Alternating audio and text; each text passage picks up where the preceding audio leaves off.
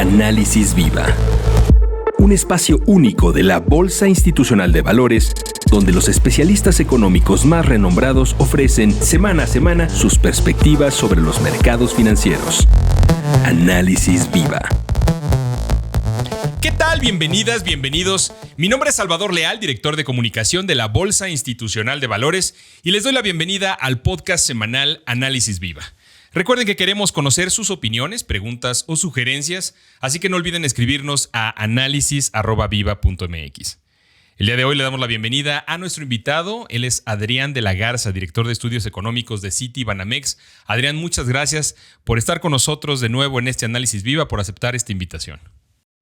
No, Salvador, mucho gusto estar aquí con ustedes otra vez. Platícanos, Adrián, ¿cómo estás viendo tú el panorama global en estos últimos días? ¿Cómo han visto, cómo han cambiado los pronósticos de los últimos meses para acá? Pues mira, la verdad, como estamos viendo las cosas, claramente los mercados financieros han venido respondiendo a dos narrativas principales. Una tiene que ver con esto que ya hemos platicado antes, de presiones inflacionarias muy fuertes, crecientes, y la perspectiva o la incertidumbre de hasta cuánto hasta qué momento van a durar estas presiones. Por otro lado, está el tema más reciente, que es este de la probabilidad de una recesión. Estamos ya en una recesión, podríamos ver una recesión relativamente pronto. Y creo que aquí hay muchas respuestas, porque también depende no nada más de la temporalidad, de si estamos hablando de ahora, en 6 meses, en 12 meses, sino también de las distintas regiones del mundo. Claramente, por ejemplo, Europa, una región mucho más complicada en términos de perspectivas de crecimiento hacia adelante, por todo el tema de la guerra y lo que esto implica, por ejemplo, en términos de la provisión de hidrocarburos para el sector industrial en esa región. En Estados Unidos, pues perspectivas de un mercado laboral bastante más robusto, que sigue reflejando un dinamismo más sólido, por ejemplo, del consumo interno, pero que cada vez pues vemos más señales de una desaceleración más profunda de la que anticipábamos hasta hace unos meses, por la inflación persistentemente elevada, por tasas de interés más altas y obviamente también por este panorama más complejo para el comercio mundial. Creo que esta segunda narrativa es la que ha tomado fuerza en las últimas semanas y creo que ahora el foco de los mercados, de los inversionistas, del sector privado, de los gobiernos, está muy enfocado justamente en tratar de dilucidar qué viene hacia adelante. Y lo que estamos viendo es, me enfoco en Estados Unidos, sobre todo por el impacto que esto tiene en México. No vemos una recesión inminente, como decía, seguimos viendo un mercado laboral todavía bastante dinámico, bastante sólido, bastante apretado, que sí es posible que se desacelere en los próximos trimestres, sin duda, pero todavía no estamos ahí. Sí vemos, sin embargo, una recesión hacia finales de 2023, que pensamos será una recesión no muy profunda, no muy prolongada, justamente, por ejemplo, porque no vemos tantos desequilibrios. Por ejemplo, los hogares no están tan endeudados como lo estuvieron quizás en la crisis de 2008-2009, etcétera, por distintas razones de esa índole. Y bueno, en términos generales, el escenario entonces es un escenario de desaceleración hacia adelante, muy posiblemente una recesión mucho más rápida, mucho más pronto, la veríamos en Europa que en Estados Unidos, que esperamos que se daría en Estados Unidos hasta el próximo año, con un escenario, eso sí, de inflación, que a pesar de que ya vemos algunas señales de que empiezan a deshacerse algunos de los choques más importantes que llevaron a picos inflacionarios en el segundo trimestre del año, pues sí pensamos que va a continuar la inflación en niveles persistentemente altos en los próximos 12-18 meses. Esto que nos estás platicando y en donde pones a Estados Unidos quizás con un retraso importante, ¿cómo afectaría o cómo impactaría a nuestro país en términos de crecimiento? Mira, para México tenemos muchas dinámicas que están sucediendo al mismo tiempo. Por ejemplo, si vemos lo que está sucediendo en términos de crecimiento económico, de crecimiento del PIB, pues hay varios componentes por el lado de la demanda que explican esa dinámica. Hemos visto, por ejemplo, que a lo largo de la pandemia, sobre todo una vez que se reabren las fronteras, nuestra frontera con Estados Unidos sobre todo, vimos un repunte muy importante de las exportaciones hacia ese país, que la verdad han sido, yo creo que uno de los motores principales de la recuperación económica para México. Por otro lado, la inversión ha estado estancada en el mejor de los casos. Todavía vemos un rezago muy importante de la inversión respecto a sus niveles prepandémicos y no pensamos que vayamos a alcanzar una recuperación a esos niveles pronto. Y luego el componente más importante, la parte del consumo privado. En el consumo privado, sobre todo en meses recientes, vimos una recuperación más contundente, todavía con mucha disparidad a lo largo de distintas regiones del país, de distintos segmentos de la población y demás. Pero sí hay que decir que, por ejemplo, en el primer trimestre, las cifras de consumo privado del mercado laboral nos sorprendieron favorablemente. Y entonces eso, de hecho, nos hizo revisar el pronóstico de crecimiento para este año de un 1.3 que teníamos antes a 1.5, una revisión relativamente chiquita.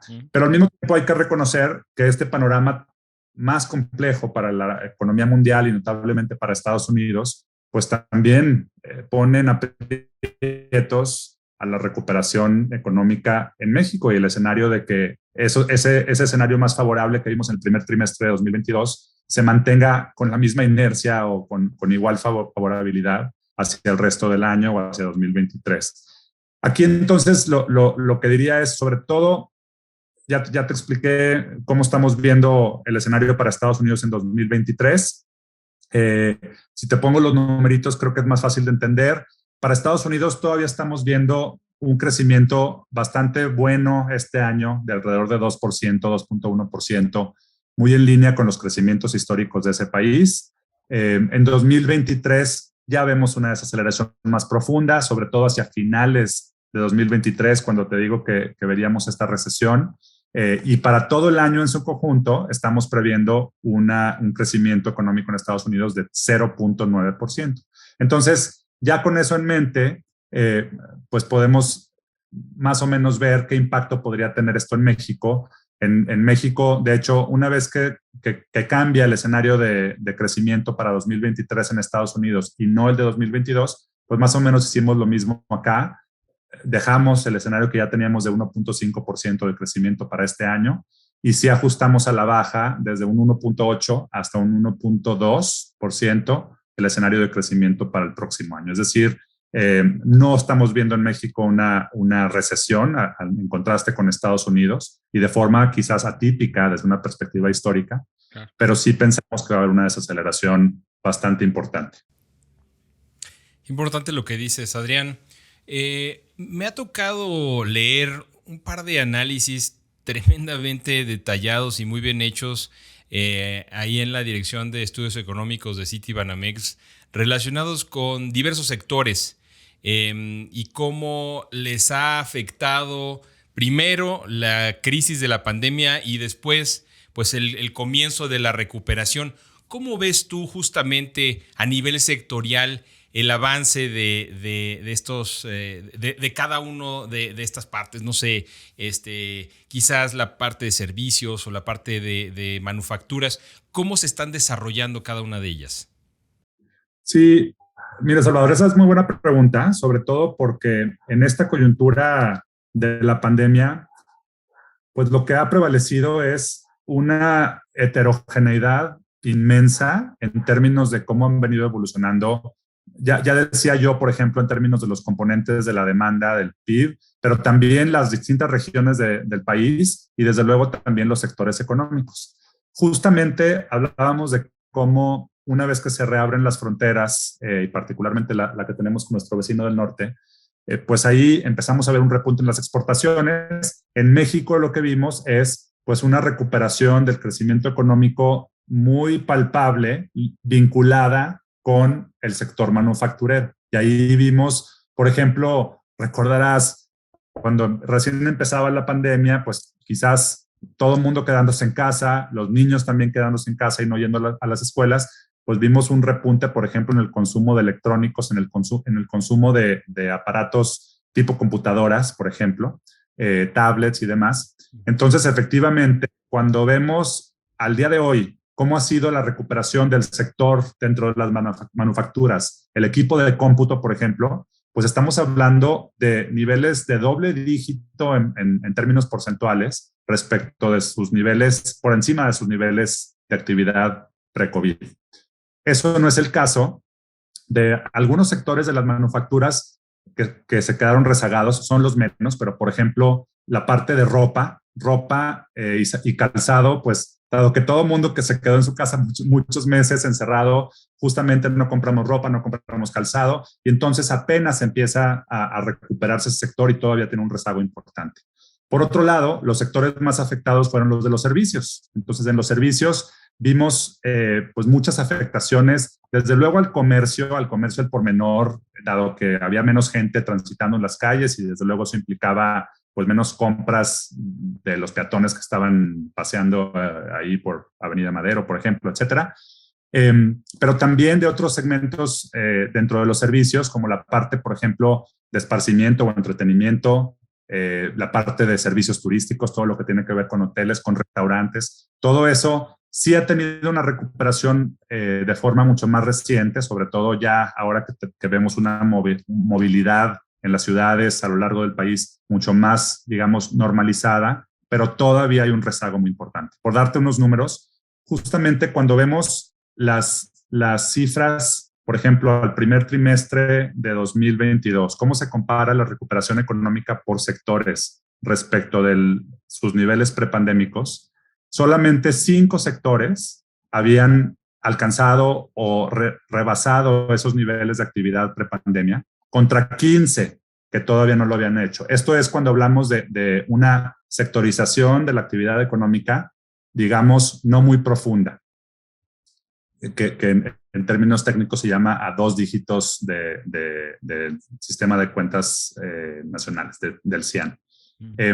Lo hacemos más profundo, a 3 dígitos, vemos que está un poquito más parejo, pero todavía se ve que falta mucho para la recuperación. Estamos hablando de que 28 sectores todavía, 28 sectores ya tienen esos niveles de actividad previos a la pandemia contra 34 que todavía no alcanzaban esos niveles hasta el primer trimestre de 2022. Entonces, todavía un rezago muy importante y pensamos que esa inercia de recuperación debería de continuar hacia adelante de forma muy gradual y es justamente por esa razón que pensamos que esa inercia, digamos, en los próximos trimestres debería de favorecer a que todavía en México no veamos una desaceleración tan profunda como posiblemente sí lo veamos en Estados Unidos.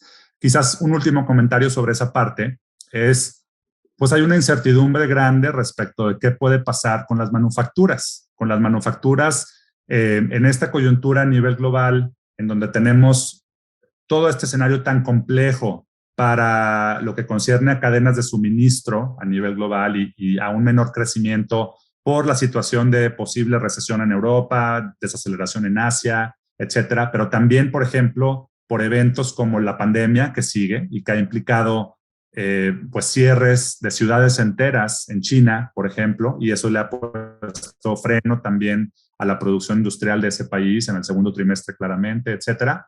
Pues todo eso presenta un panorama complicado para la recuperación de las manufacturas y notablemente también en México, porque México es un país altamente manufacturero, ¿no? Digámoslo así, y muy integrado a las cadenas de valor, sobre todo en Norteamérica, pero también presenta oportunidades muy importantes. Y está, desde luego, el tema quizás de más largo plazo, que es el de nearshoring, pero no solo es eso, sino también la posibilidad que ya estamos viendo de reajustes en cómo producen las empresas en el mundo y notablemente en Estados Unidos, tratando de, sin necesariamente hacer una inversión adicional en México o en el mismo Estados Unidos, tratar de ver qué tanto de la producción que se hace en otros países, relocalizarla, traerla a Norteamérica y hacer que todas esas cadenas de suministro sean mucho más directas, mucho más resilientes, mucho más resistentes a presiones geopolíticas, a eventos como la política COVID-0 en China o a eventos como la guerra en Rusia-Ucrania. Entonces, pensamos que esos efectos positivos sobre las manufacturas también pueden estar operando hacia adelante y para México en particular debería de ser también un factor que impide que la economía se desacelere de forma muy profunda.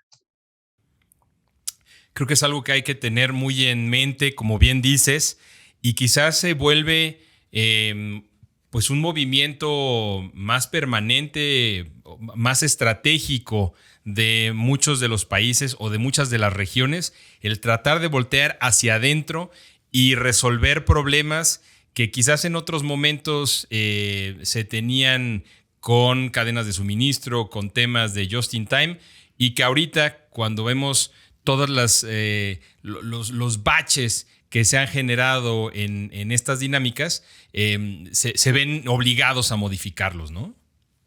Sí, correcto. Creo que aquí pues es muy oportuno mencionar todos estos, este debate que se está dando actualmente en torno al proceso de disputas que inició Estados Unidos y Canadá contra nuestro país, sobre todo en relación con este tema energético, aunque también más generalmente en temas de inversión, en temas de cambio climático y demás. Y es muy relevante porque justamente, pues como hablamos un poquito del escenario global y cómo México está inserto en la economía de Estados Unidos, cómo fue justamente la reapertura de la frontera con Estados Unidos y los estímulos fiscales en aquel país que generaron una demanda muy fuerte por nuestras exportaciones, lo que llevó a la recuperación económica en la fase inicial de la pandemia, pues todo ese proceso seguimos muy vinculados con Estados Unidos a través de nuestras exportaciones, a través de las remesas, a través, por ejemplo, de todo el turismo que recibimos de parte de Estados Unidos y demás. Y además de todo eso, se nos presenta esta oportunidad, desde mi punto de vista, de oro, de hacer mucho más fuerte, mucho más resiliente nuestra integración con Norteamérica en general, con Estados Unidos y Canadá, por los conflictos comerciales que Estados Unidos ha tenido en China, más el tema de la pandemia que exige a las economías hacer justamente esas cadenas más resilientes, más el tema de la guerra en Ucrania, que también tiene la misma consecuencia, etcétera. Por todas estas razones, claramente hay una política en donde los gobiernos, las empresas mismas están buscando reacomodarse y tratar de hacer esas cadenas mucho más fuertes, mucho más directas, y sí, que va a implicar costos hacer todo esto y hacer todos estos ajustes, pero están dispuestos a hacerlo porque ya el otro costo, que es el costo geopolítico, por ejemplo, pues se vuelve muy relevante. México tiene esa oportunidad de oro y me parece que no la está aprovechando. Y entonces, pues esa oportunidad va a seguir ahí por un tiempo, no sabemos exactamente por cuánto tiempo, pero mientras tanto, pues estamos peleándonos con Estados Unidos y Canadá justamente porque hay una acusación de violaciones a un tratado comercial con el cual esta misma administración se comprometió, y al final de cuentas no estamos cumpliendo con las propias reglas que establecimos en un inicio. Entonces, todavía hay mucha incertidumbre, hay que ver cómo se desenvuelve todo este proceso, sobre todo en estos primeros 75 días de consultas, y tratar de ver si efectivamente, como lo señaló la Secretaría de Economía, llegamos a esta solución mutuamente satisfactoria antes de llegar al establecimiento de un panel de controversias que me parece que derivaría en costos económicos y reputacionales muy importantes para nuestro país. Ojalá que eso no suceda y que efectivamente busquemos la solución mutuamente satisfactoria, y lograr una mayor integración con Estados Unidos, con Canadá, justamente para apuntalar el crecimiento económico y el desarrollo de México. Ojalá así sea, Adrián. Muchas gracias por este análisis que nos acabas de dar. Te agradecemos mucho que nos hayas acompañado en este episodio de la tercera temporada de Análisis Viva. Muchas gracias a ti.